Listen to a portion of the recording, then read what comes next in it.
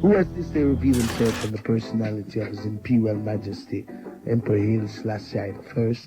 I also greet you through the 12 tribes of Israel, which was once lost and scattered, but is now founded in the island here of Jamaica by our beloved prophet, Dr. Vernon Carrington.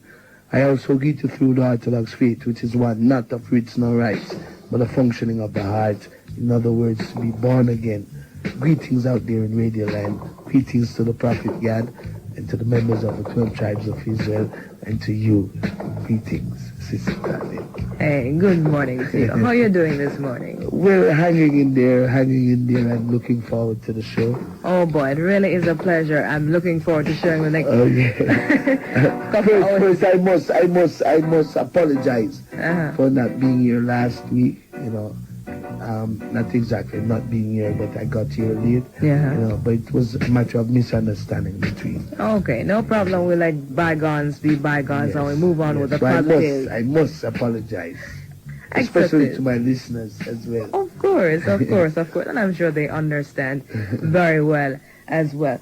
First thing I must ask you, was it that every time that you're greeting an audience, whether it be a radio audience or your concert audience, you greet them in the manner in which you do? Because I think you're the only artist who makes a greeting such as yours.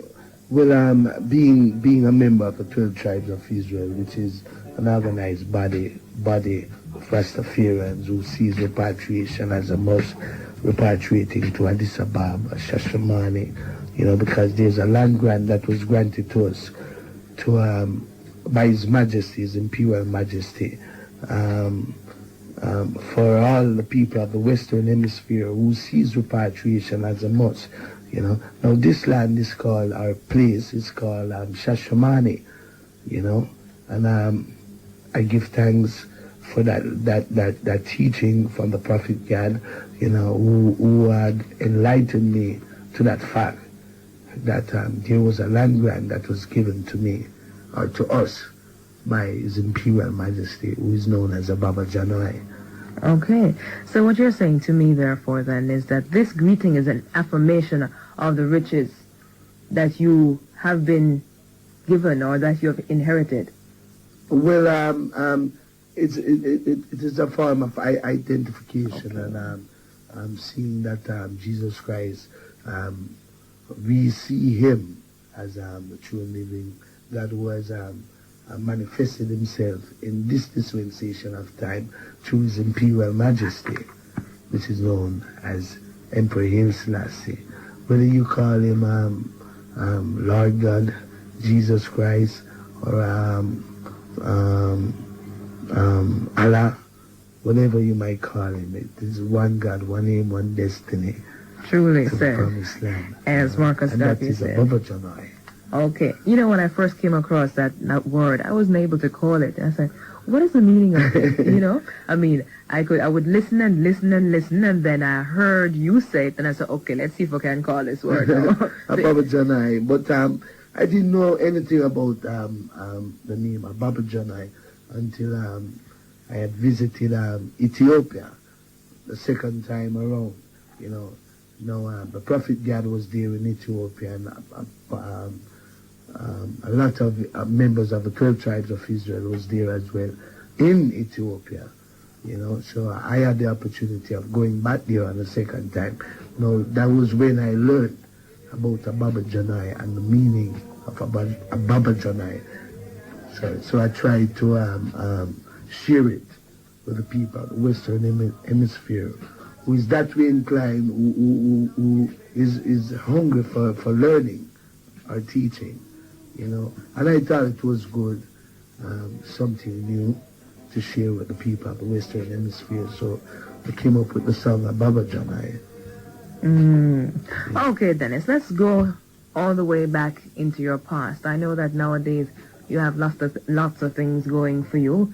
You're in the midst of recording. The last time we saw you here in Jamaica was at the Inseparable 2 concert. Right. That was absolutely unbelievable and absolutely great. Right. You know, I'm sure you have heard. Mm-hmm. Let's start from the beginning. You've been in the business since you were a wee lad. Oh, yes, knee high small. Yes, you know. How did it all start for you?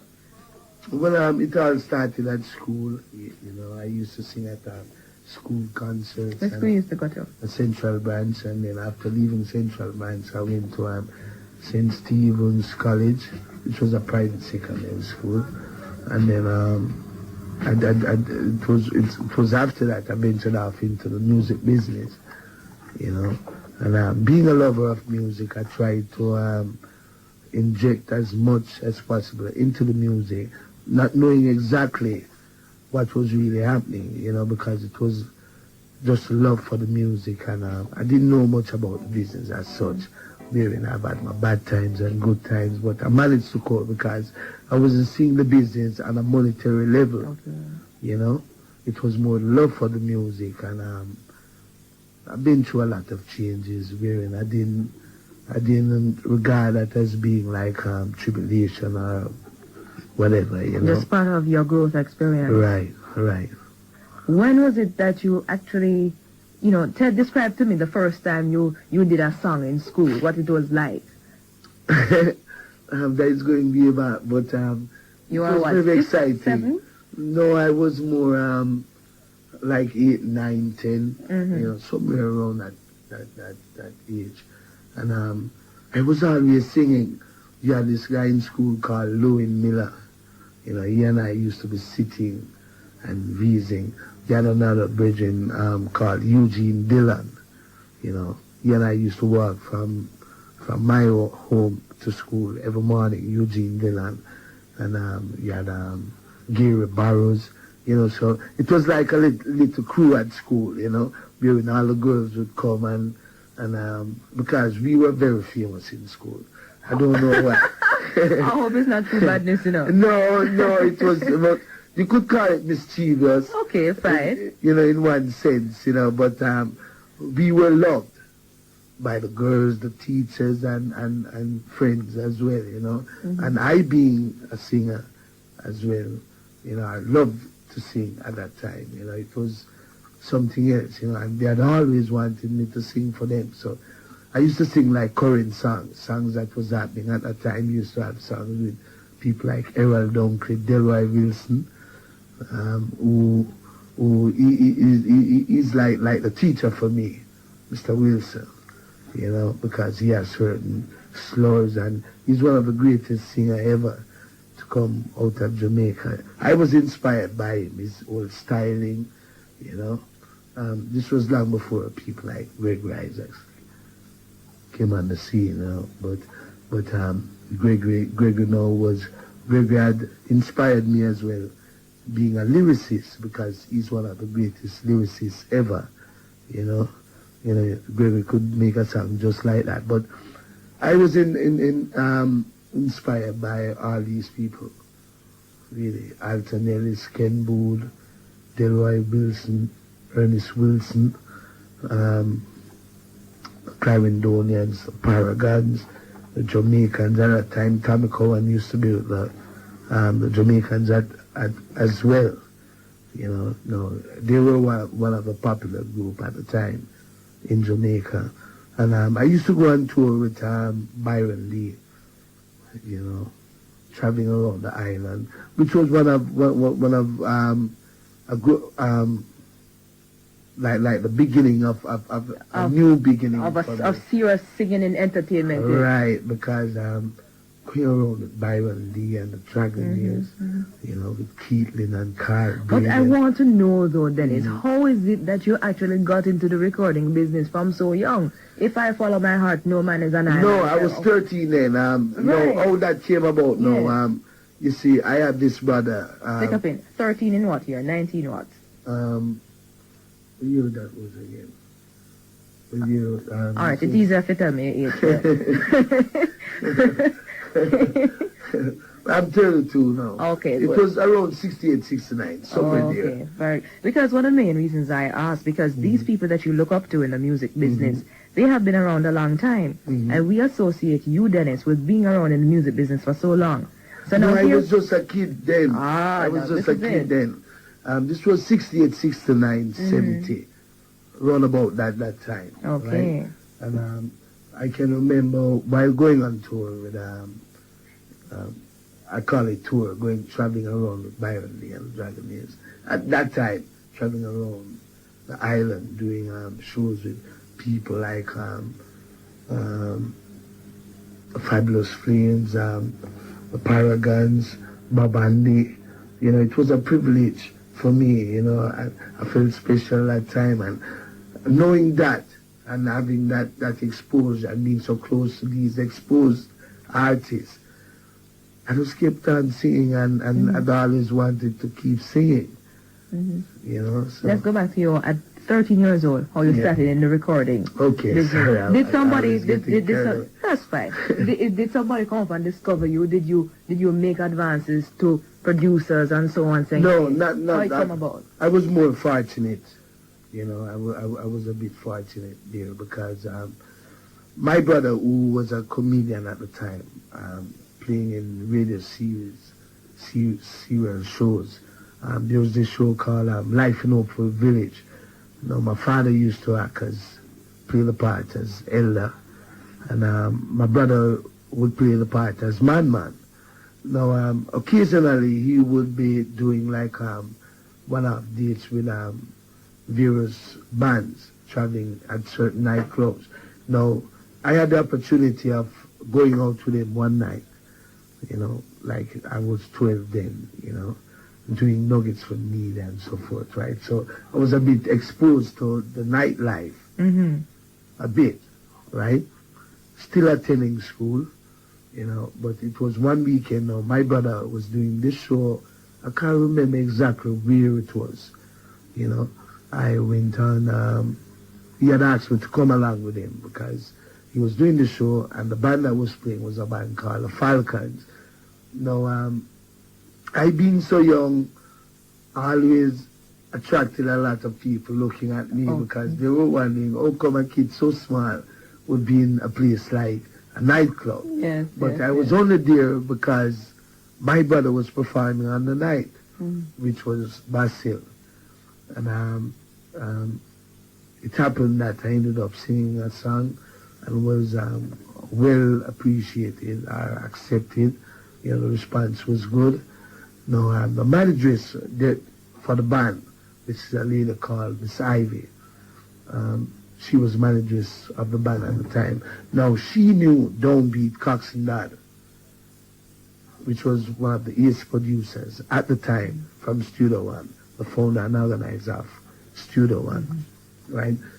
I was privileged enough to normally, being a new talent, you'd have to go through auditioning, etc., etc.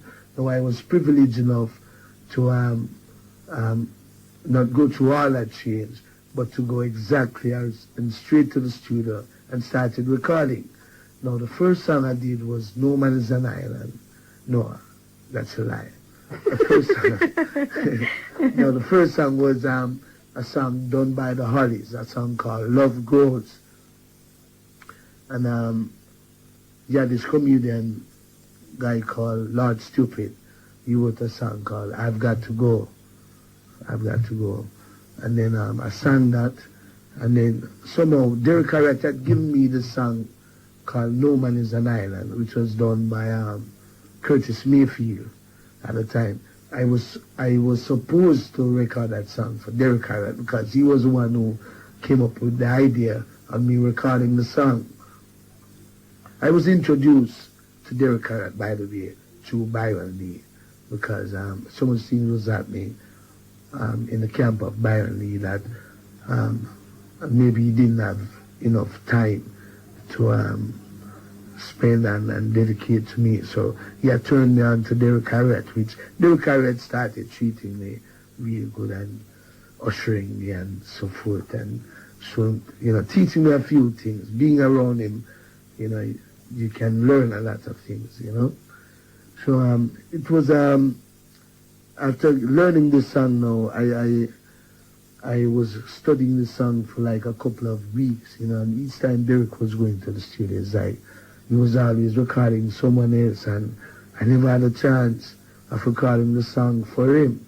So I got this opportunity now, meeting Cox and Dad. He enjoyed the first songs, so he had asked me to record some more. So recording some more songs now, No Man is an Island had come in that batch of songs.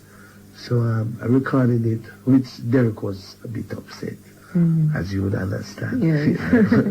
He ended up singing the song in the same manner that Curtis Mayfield sang the song.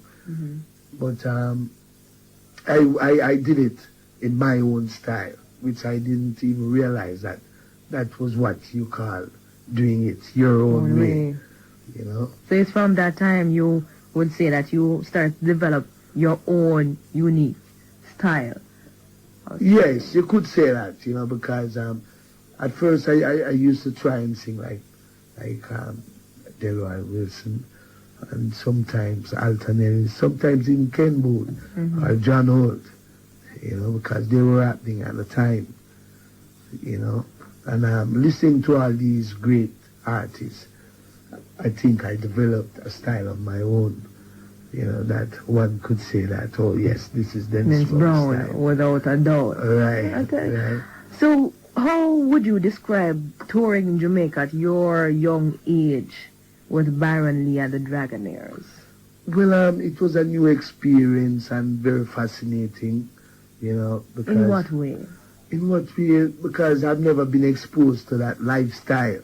Because being an artist or an entertainer, it's very much different from like someone going to a 9-to-5 job, you know. You always come across meeting some various types of people, you know. And to me, then, it was like a new experience, but very, very fun-loving, you know, if I may say so. What are some of the things you learned at that early stage in your singing career? Well, first, I could say that in those days I learned that the musicians used to have a lot of respect for each other. And when it comes to reasoning with each other musically, they were very serious. Like, if a guy play a bad note, it's not like now, wherein if a guy sing half key, you know, it's like nothing happened. Yeah, I don't know. You know, so in those days, you know, people like Tano McCook and other greats, you know, they would keep arguing with each other just for that one bad note. You know, but after all that is done, they're still friends. But when it comes to the music, they were very strict, you know, very, very strict. And I had admired that. And discipline, you know, they were more disciplined then, you know. And I coming from a very disciplined family, which my father is, you know, not that everyone else is not disciplined. But we're dealing with Dennis Brown. Right. I learned to even more how to exercise being disciplined then, because you can't be too upfront. You have to wait your turn. Yes. You know, you cannot be too presumptuous and be mischievous then. You have to be humble and be very observant, you know, and I think I learned a few things. Yeah, it seems that way. 25 minutes going up to 2 o'clock. This is the Dawning on RJR, Supreme Sound and Radio. My name is Tottenham. With me is my extra very special guest, Dennis Brown. You brought up your family. Quite appropriately too, Dennis, because that's the next thing I want to find out from you. How was your family life? You grew up with your father, that much I know. How many other members were in your family? Not necessarily my father at first. You know, my mom died when I was 9 years old. I grew up in downtown Kingston.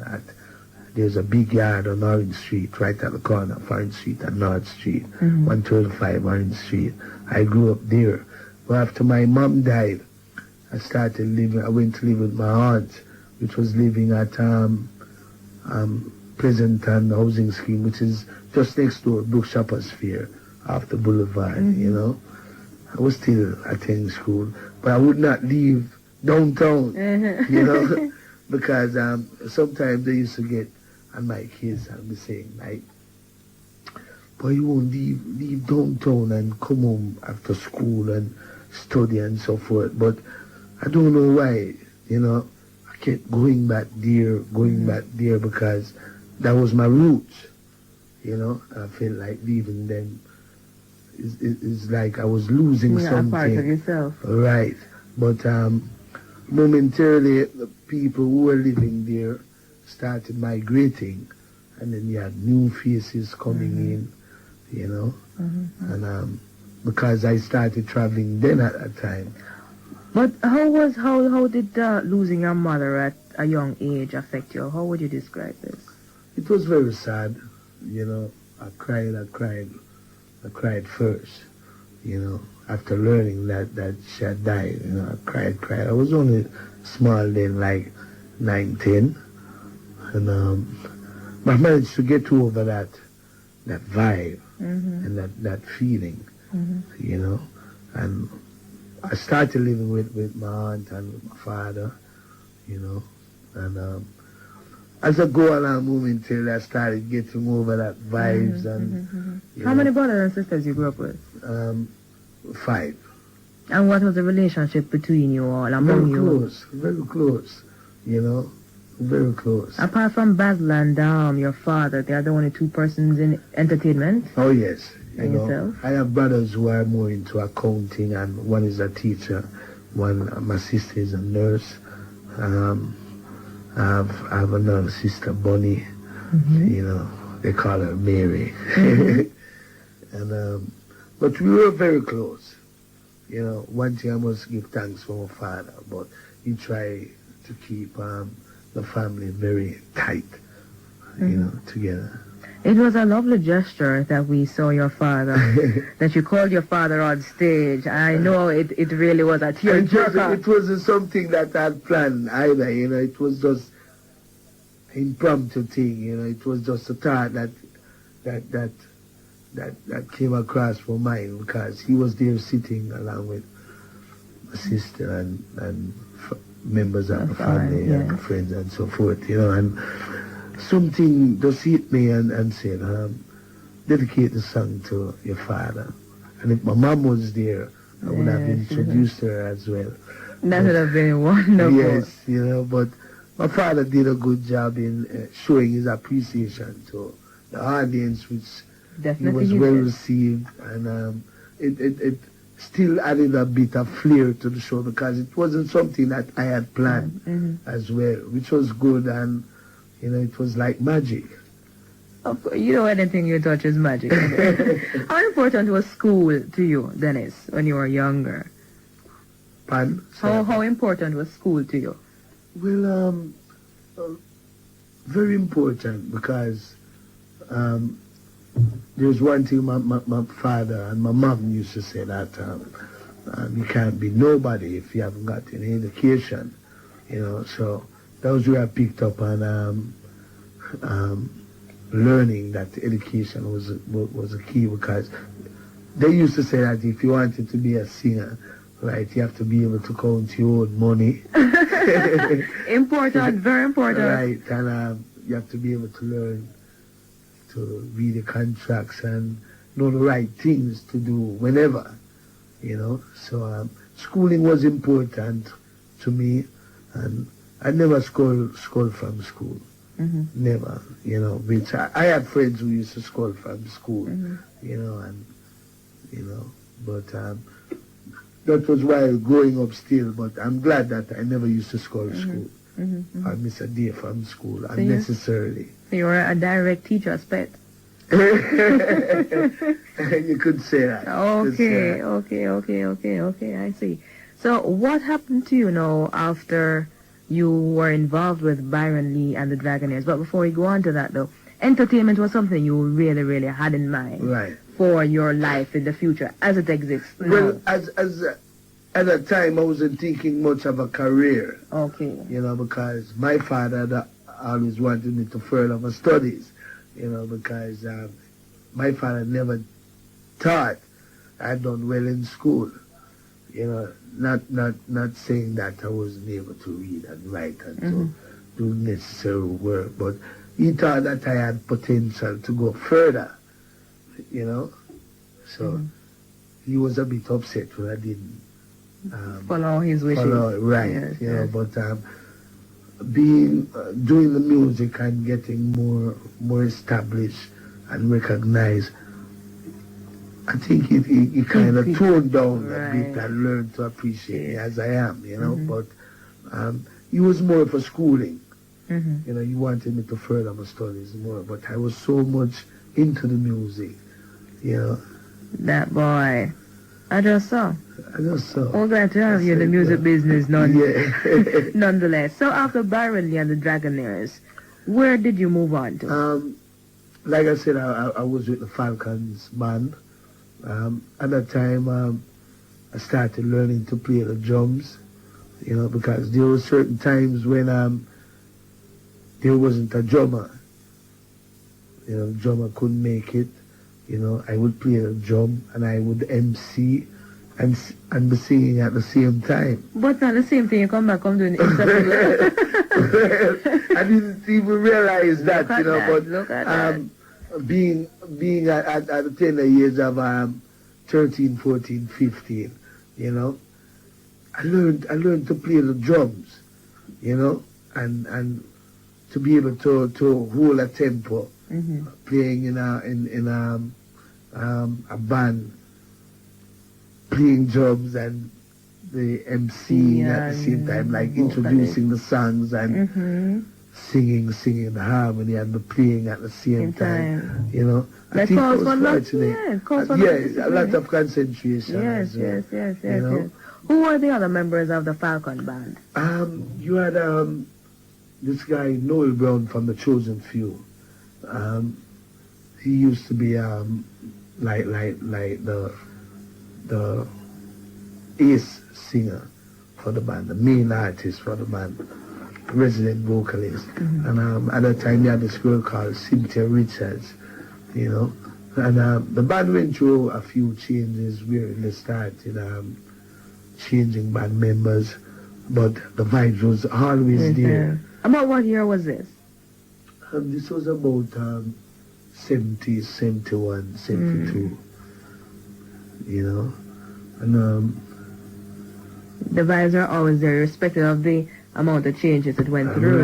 Right. And I was always coming across the established people, so it's like when I saw these things happening, you know, like I started feeling good, because like I was meeting these people, I was excited, ecstatic, you could say, right? And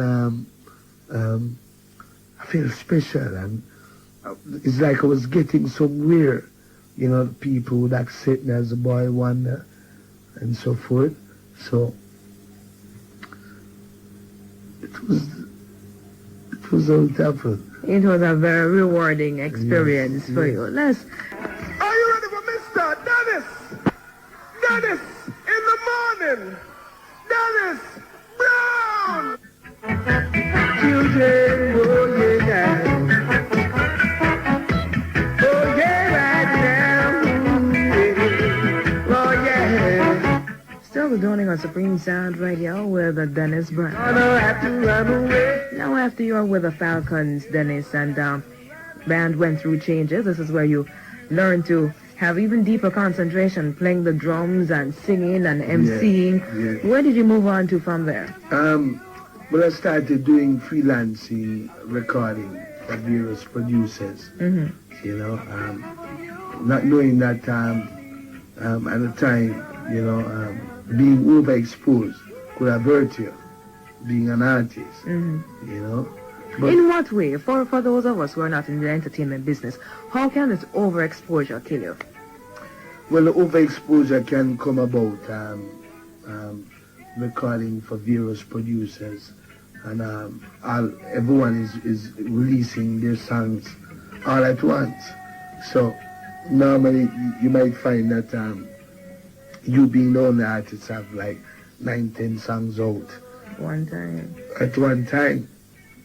Which could say it have it's good and you have the bad about that, you know. But I guess I had to try that road, you know.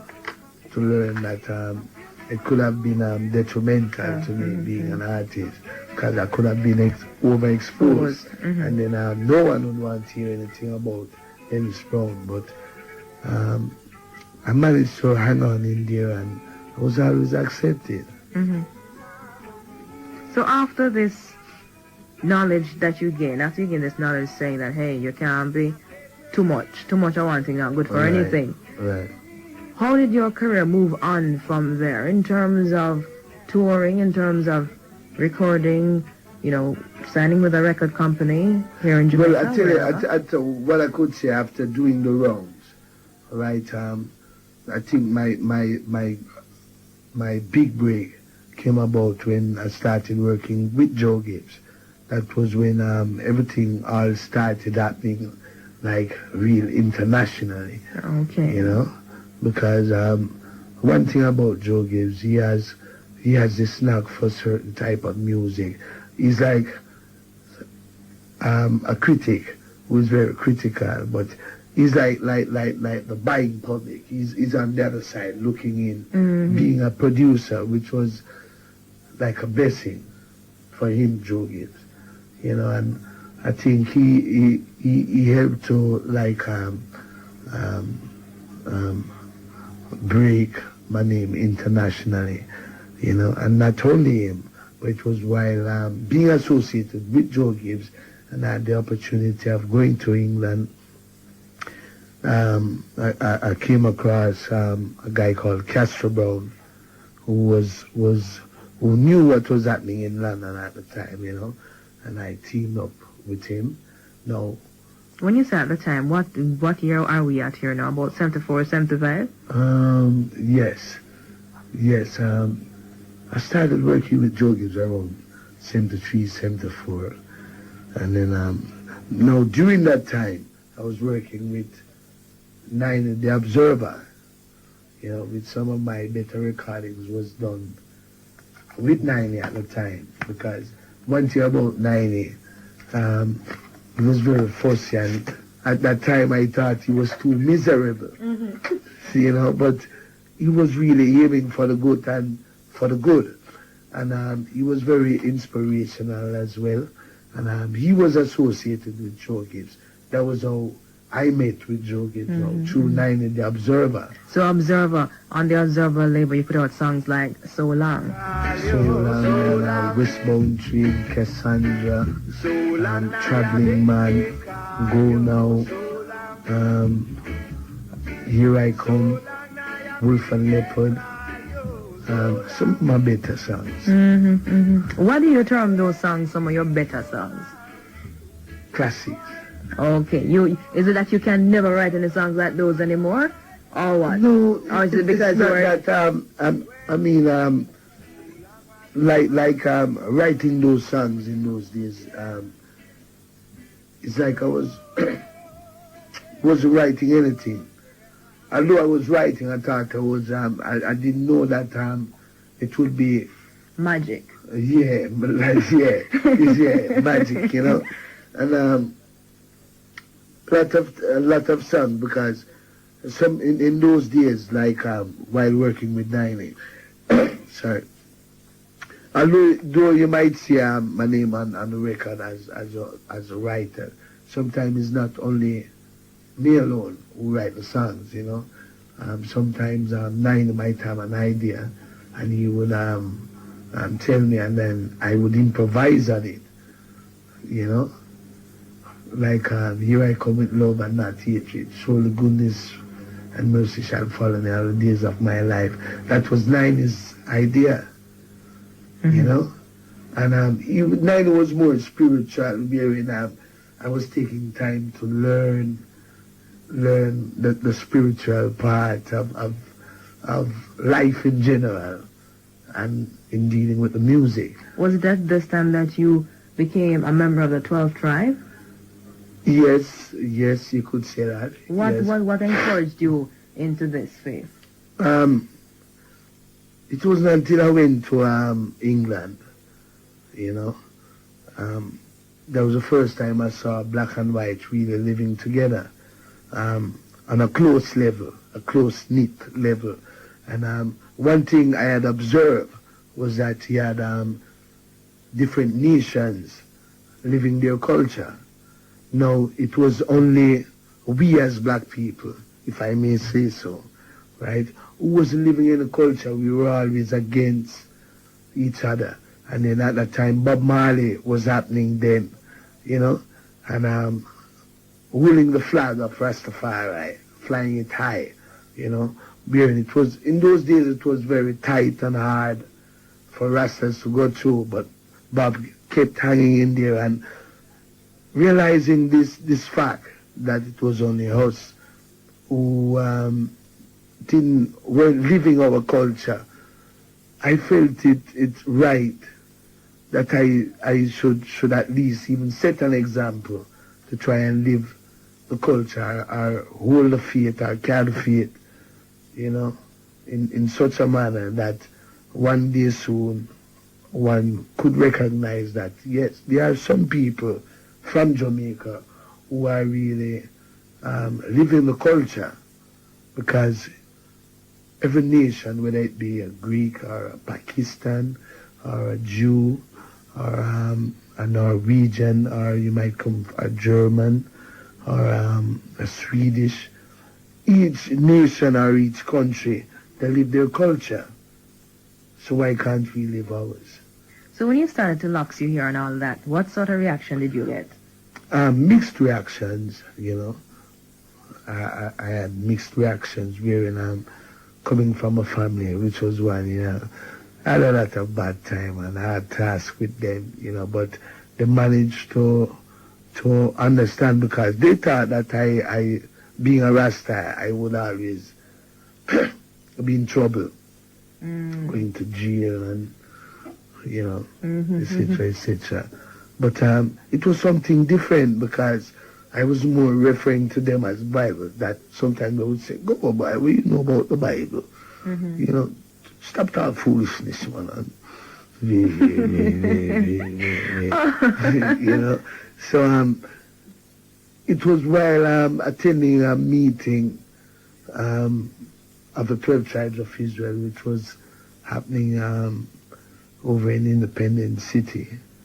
You know, I managed to attend that meeting, and it was like magic, because you know, to see so much people gathered in one place, and then you had the prophet, Gad, and brethren, executive members of Israel.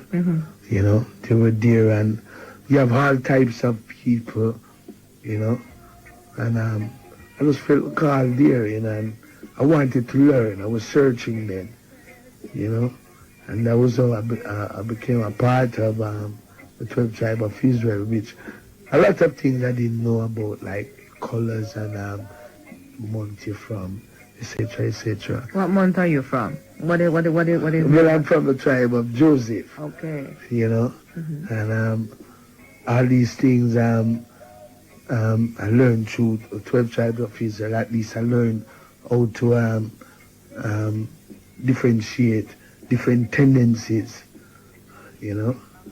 In people's personalities and characters. Right.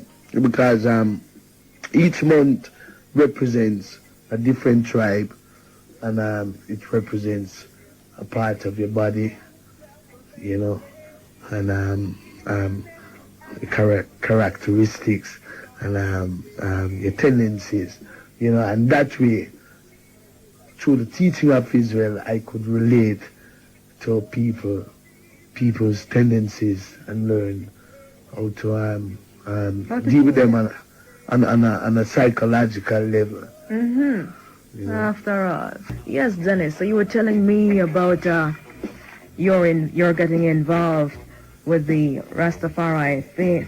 How has this assisted you in terms of your music?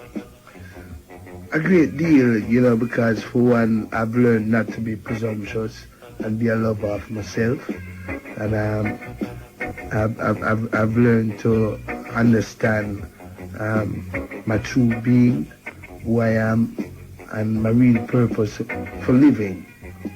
You know, thanks to the Prophet God. you know. Going back to England, the first time you made it to England and you met up with this Brown. Yeah. After your big break with Joe Gibbs. What was your experience there like, being in England for the first time? You went there solo by yourself? Yeah, at that time, I did meet up with Castro on my very first trip. Okay. You know, at that time, I went with the Skin, Flesh and Bones. You had this man called Skin, Flesh and Bones. Remember name, right. Right.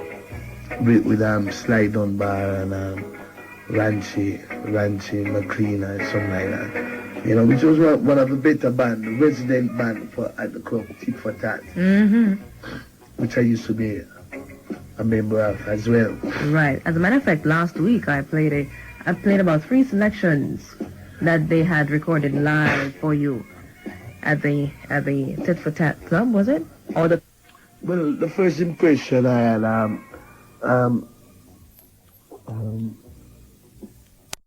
was a new experience, being in England, and the people there, their lifestyle was more to home here in Jamaica than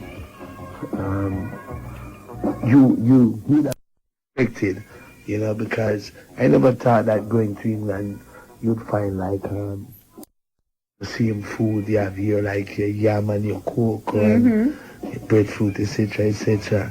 You know, and you could get those things there as well. And I was always treated like a recognized person or a recognized artist. You know, and I always had the opportunity of going into the studio, because in days gone by, you used to have a time when you go in the studio and you'll be worrying about how you're going to pay for the studio time. But I find that in England now, I would have all these facilities, you know, to be able to go in the studio and record whenever I want, however I want, and not worrying about the studio time, watching the clock and all that, you know. So I thought that there was more opportunity for me in England, because they had said that England is like the center of the world, because from England you can leave and go anywhere you want to go outside in the world, you know.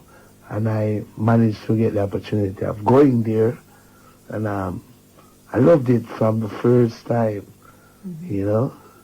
And the love, one of the main things that attracted me there as well was the love for the music there. The people had for reggae music was unbelievable, you know. It was.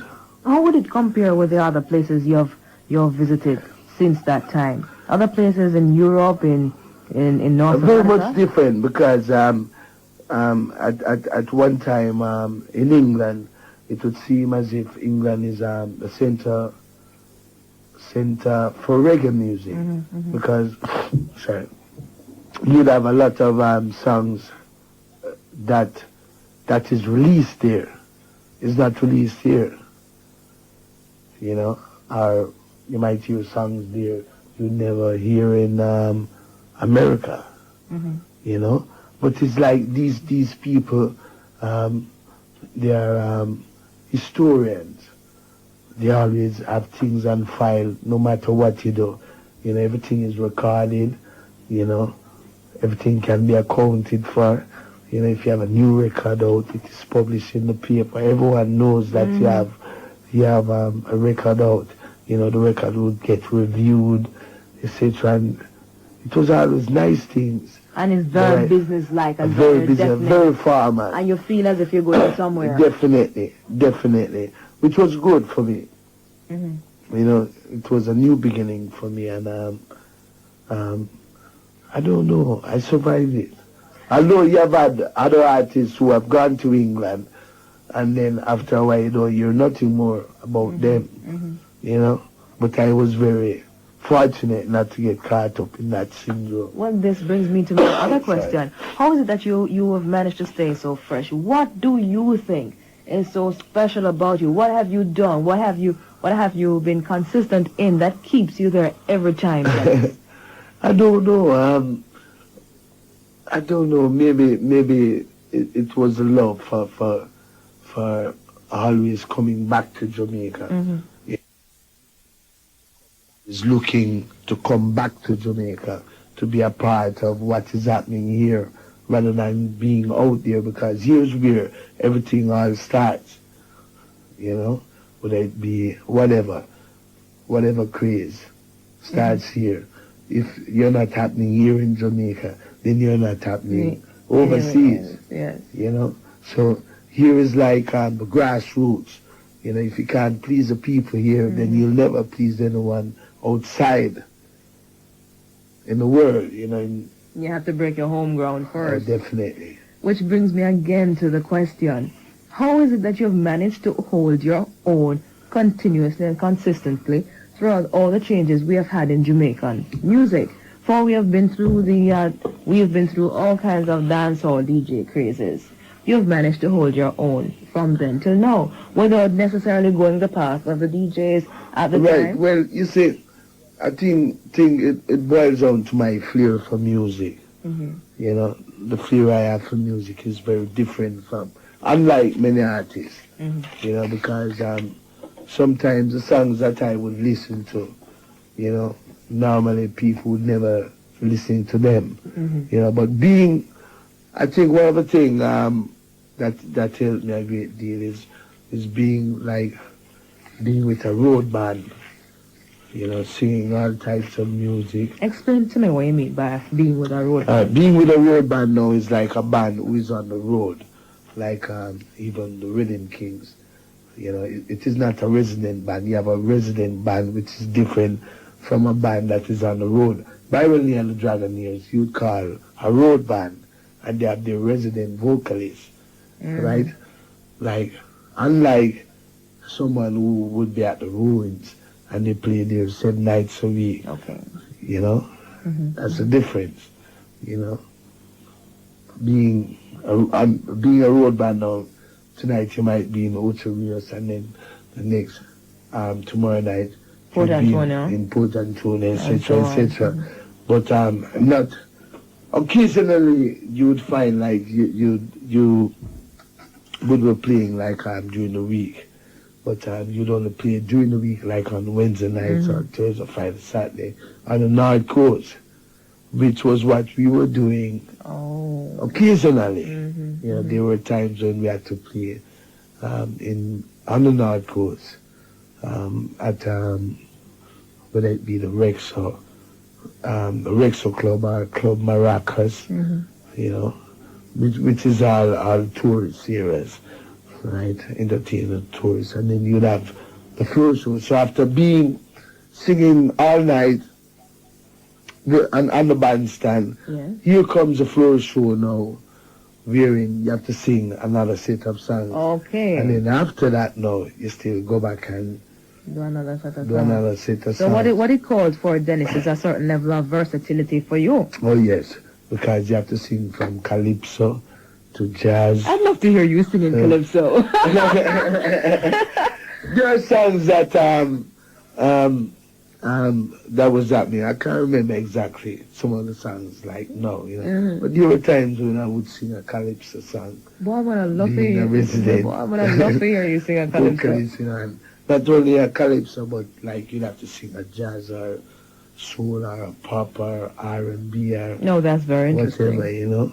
Very interesting. I think that had helped me to appreciate all type of music and adapt accordingly to the changes in the Jamaican music as the years roll. The one thing with Jamaicans, you know, I think I am happy to say this, that in our country here, you know, we have some of the best musicians, because in Jamaica. Here. Right? In Jamaica, we are the only set of people who have our own music and can play anything else. From overseas. Anything, and play just as good as they are playing it, while they have problem in trying to play our music, which is very special. Yes. So we are special, Jamaicans. Better believe, because I have one of the things I had in mind to ask you about, what you really think of us Jamaicans, and I tell you, you have answered it as far as the music business is concerned. How do you sit down to pen your songs, Dennis? How you come up with all these words? How you do it? I don't know. I think it's a matter of learning. Writing lyrics is more a form of composition writing. When you were going to school, you'd have composition time when you'd have to write compositions, etc., etc. In that way, while you were learning to write songs, you have to be able to spell as well, and learn how to put your words in place, and that was one of my favorite subjects at school, composition writing. Okay. So I think that had helped me to write all these various songs. Fine example of your composition skills, Dennis. Yes. Okay, let's go through. How many recordings have you made? Because in selecting your music, the amount of music I played last week, I tell you, I'm sure we don't have in our possession all the recordings you have done. But how many recordings have you done in your career? I've never thought about it before, singles-wise, but I've done over 25 albums. Okay, that's a whole heap. Why do you keep on recording so much? Well, I know, for instance, tonight, you're coming from the studio, and I don't know, maybe you go back there when you leave here.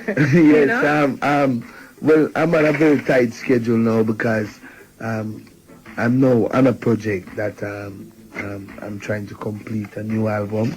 Although we have other recordings that is in the kitty still, but it is always new. It is always good to keep working at it, because especially here in Jamaica, because you have to ride with the tide. Because, we just got your latest album, Good Vibrations. Good Vibrations, right. And every time I turn around, bam, new album from Dennis Brown. Okay. How is it that you seem to do quite a number of duets from the time with working out with Daima? How used to this singing with other artists? I think it's a privilege, especially when you're working with someone that you have high regards for in the industry. Let's take, for instance, Freddie McGregor, who is one of the greatest singers ever come out of Jamaica. And not only Freddie, but people like even Gregory. It's an honor for me. Working with people like John Holt as well. Because they are just great people. Both lyrically, musically, and mentally, and physically as well.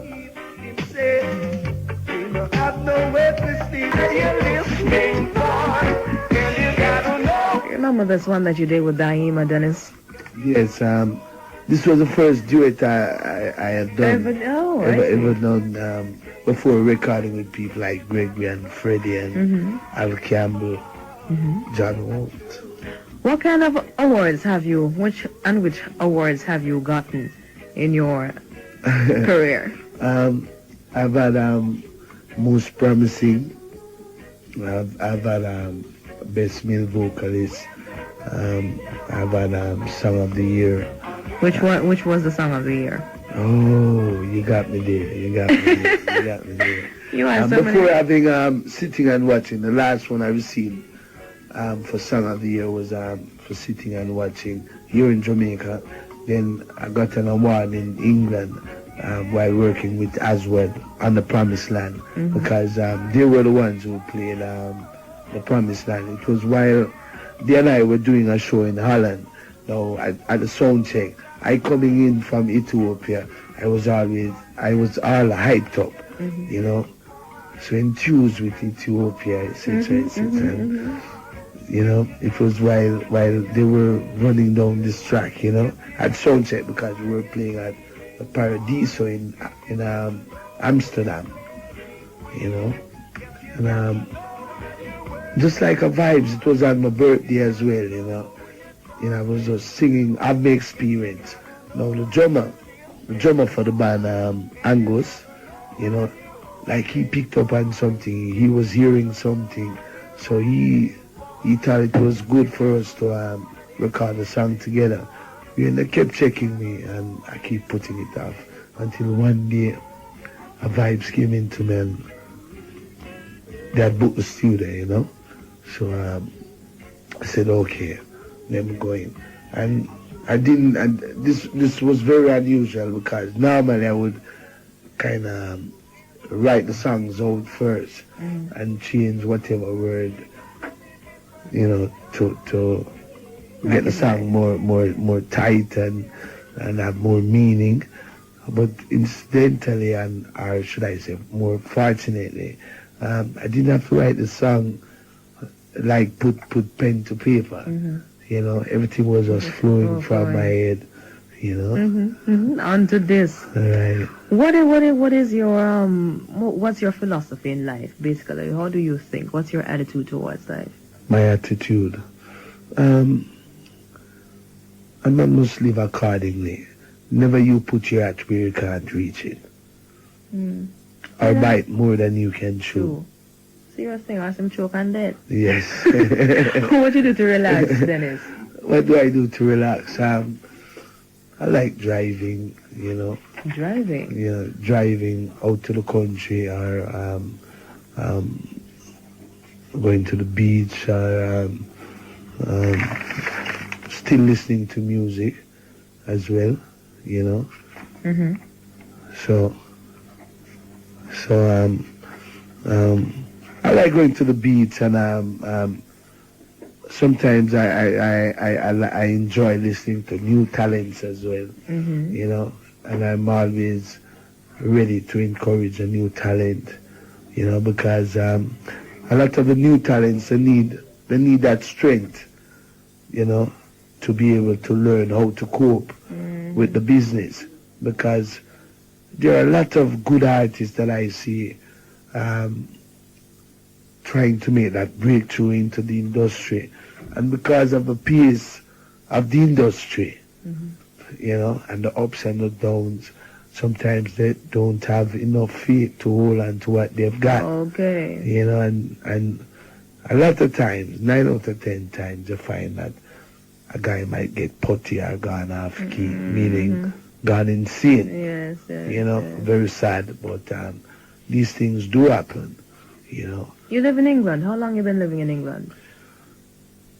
I would sum it up like 14 years, I don't know. Whoa, why you live in England?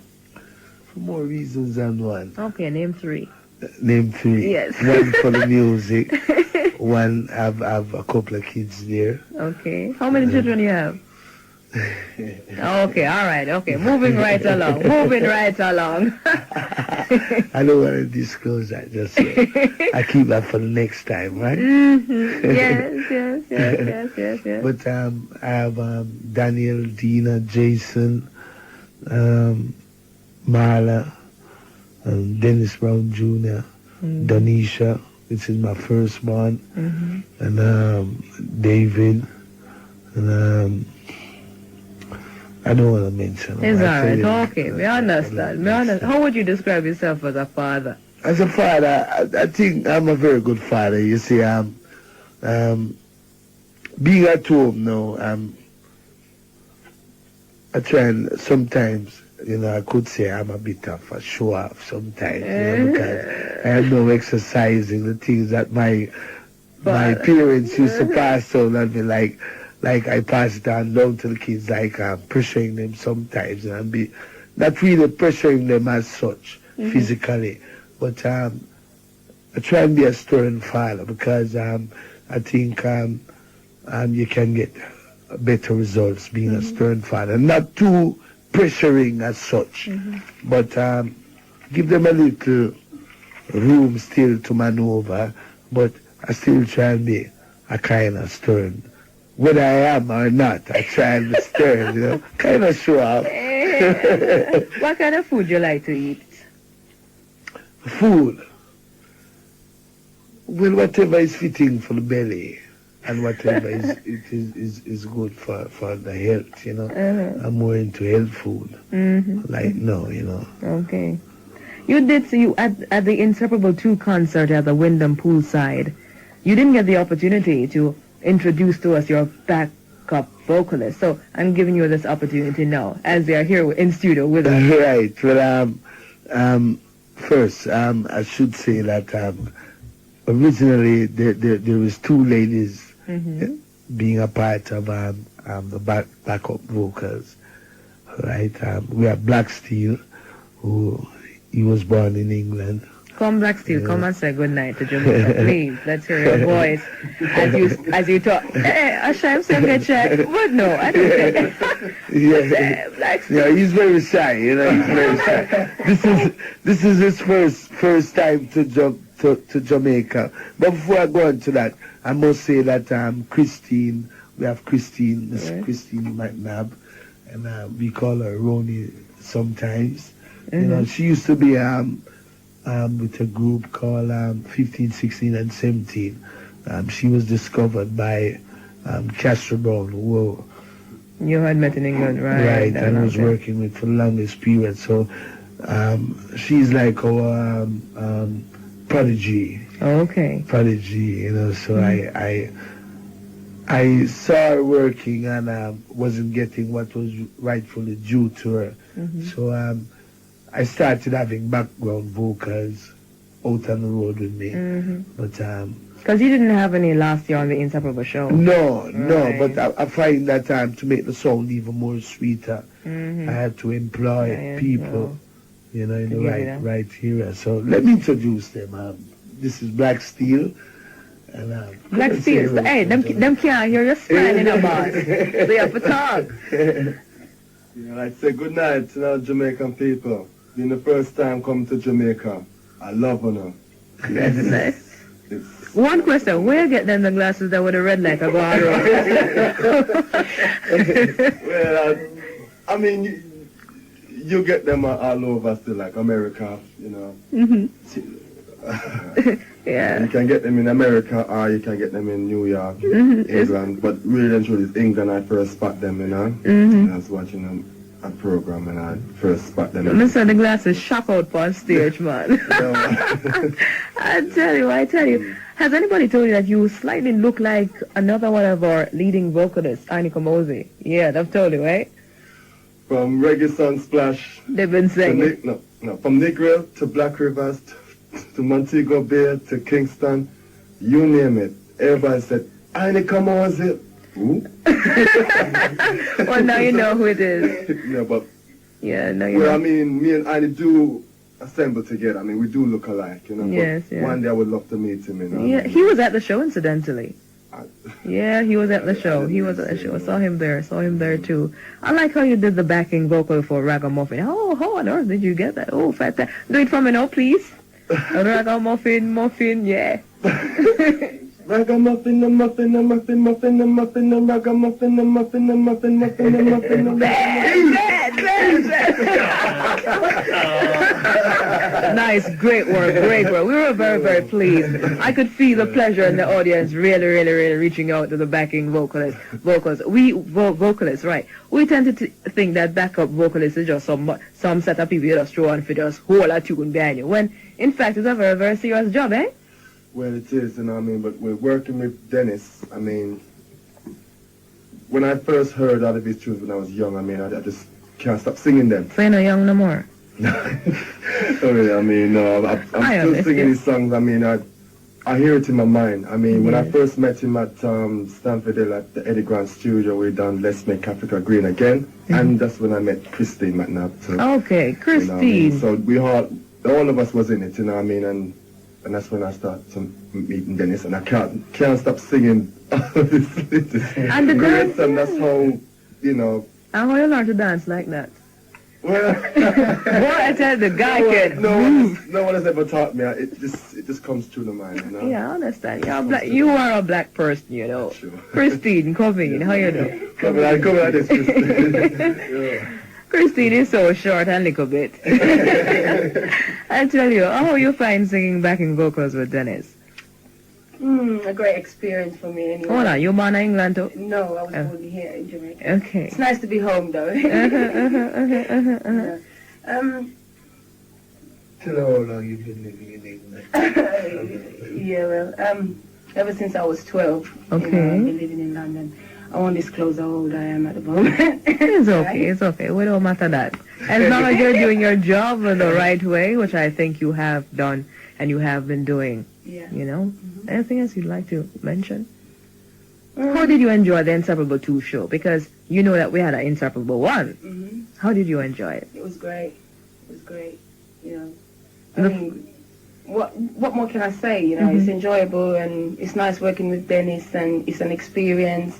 And I hope that, you know, we'll always be around with him, like, you know. Always. Right, and you were working out with him on Sunflash this year as well. Yeah, I mean, it's not new to me working with Dennis because I've worked with Dennis since I was 16 years old. So, you know. And how long have you been working? About 12 years. 12 years. Probably about 15 years because I started here. Okay. Since I was 9 years old. And how long you been working with Dennis? About 12 years. So 12 and 16 is how much? Get your age. Got your age, girl. My age, please.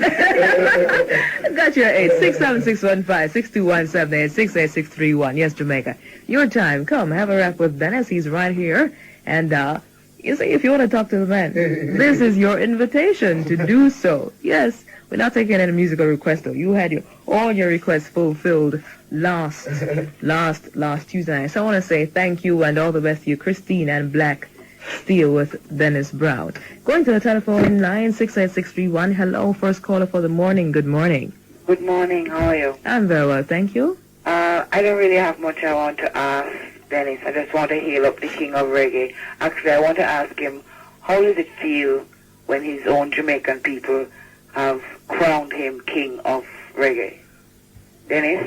Oh, well, not too bad, Miss Fee, and nice of you to call early in the morning.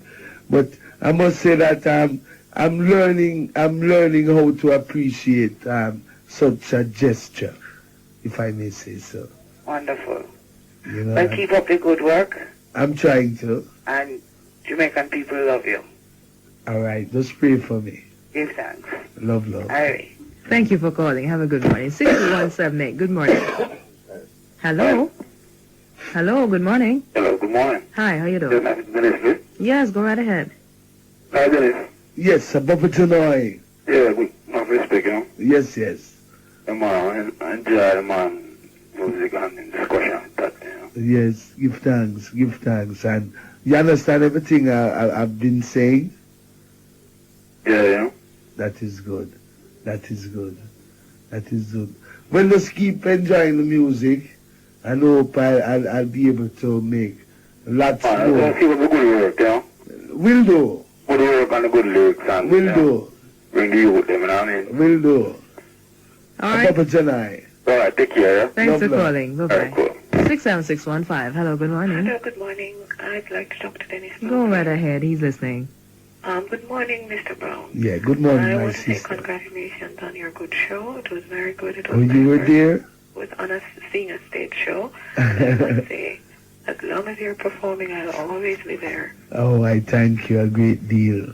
Yes, and I'm enjoying the interview so far. So far, so good. Yes, I like your attitude. You're an Aquarian, right? Oh, you make me blush. Yes, I am. You're an Aquarian, right? Yes. So am I. Yes? Yes. Very nice person. And one thing I'd like to meet you. I'd like very much to meet you. Well, one day out of the 7 or the 365 days. Pardon? One day out of the 365 days or one day out of the 7 that make a week. Do you have any more shows? Hopefully we should be start touring sometime this month, like later on down this month, starting from the 28th of November. We should be going through Europe before going on to Africa as well. Yeah, you sing some very inspirational songs. I really enjoy your music. I'm glad. I'm going to start doing my collection of all your albums. Okay, you try and get all of them. Yes. Okay. All right. And congratulations also to your backup singers. Give thanks. Yeah. Give okay then. Thank you very much. Bye. Thank you for calling. 23.5 minutes going up to 3 o'clock. This is The Dawning on RJR Supreme Sound. You are watching Scratch TV channel on YouTube.com.